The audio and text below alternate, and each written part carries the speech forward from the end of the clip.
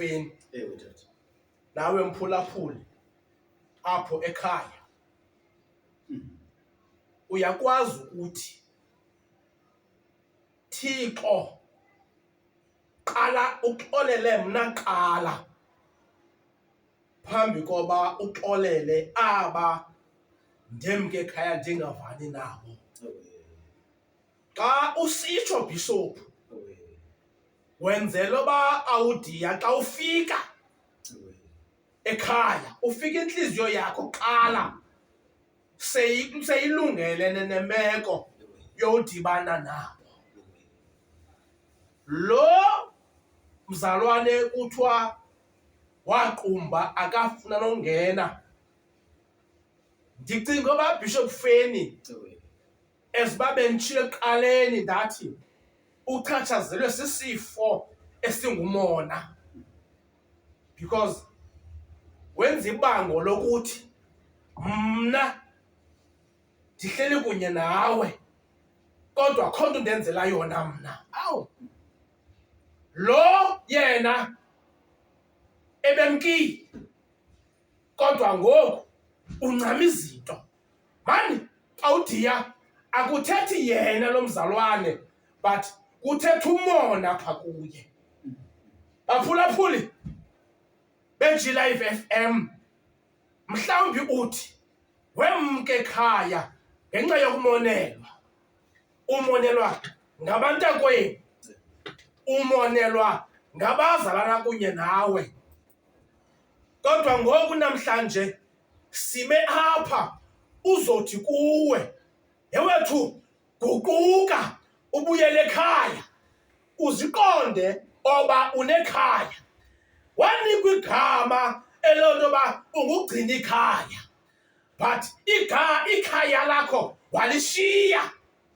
But namhlanje sothi kuwe uziqonde ugoduke.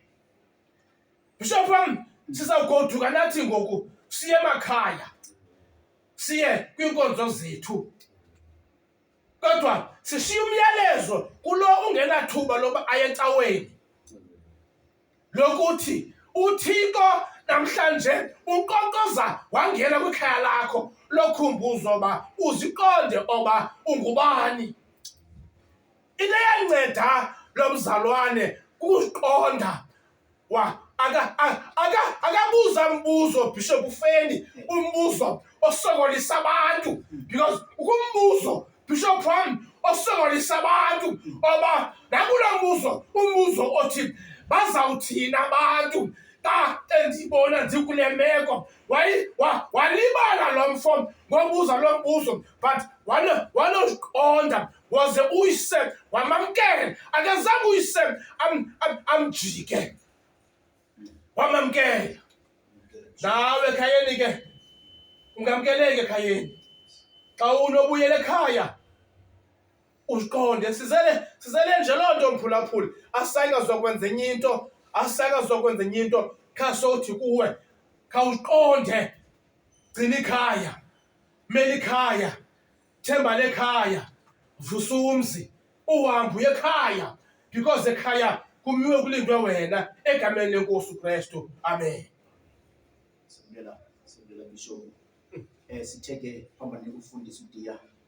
Uthi Bishop Mbidlana apha uthi akekho umuntu ongenayo imeko yakhe. Wonke umuntu uyabona uba uzawuma ngento ethi ndizaya njani ekhaya ndole meko. Nalo mcingelayo unemeko yakhe. Wonke umuntu unemeko eyakhe elingene yena Bishop. Kwaye iimeko zethu azifani. Akusoze ubheke phambili uba uzawucingela abantu ngemeko, ngoba each and every person unemeko eyakhe. Noba imeko yakhe ayikaveli ngoku, kodwa eyakho ivelile imeko, kodwa yazi uba naye unayo imeko eyakhe. Okwangoku ayikaveli imeko yakhe. Wena goduka nemeko yakho, uyongena ekhaya nemeko yakho. Noba ungene uphethe uphepha bag engenampahla zininzi, noba ungene nesipathi esingenanto, imeko yakho kokwenu izakamkeleka ngoba nowuphi umuntu unemeko enemeko yakhe. Wonke umuntu unemeko yakhe. Ungavasa ube mhle ubukeke kodwa unayo imeko yakho. Usambe Bishop, fundisa. Ayi, ngibulele bo Bishop, ngibulele. Uyayazi baba umuntu engiyithandayo. Abanye abantu bafuna ukwazi intshaba zabo. Yes. Ekule meko nje ufuna ukwazi intshaba zabo. Awu. Kanti lo mzana uthi andihlali zibona ngaphenyana. Yes. Andihlali zibona ngaphenyana. Usingqe nokholo, umfundisi nguDiya noBishop amabili. Bawufeni bomidla. Hleli nabapha ndithi kuwe ngoku. Le mzuzu yi-27 kubethe intsimbi eshumi zenje.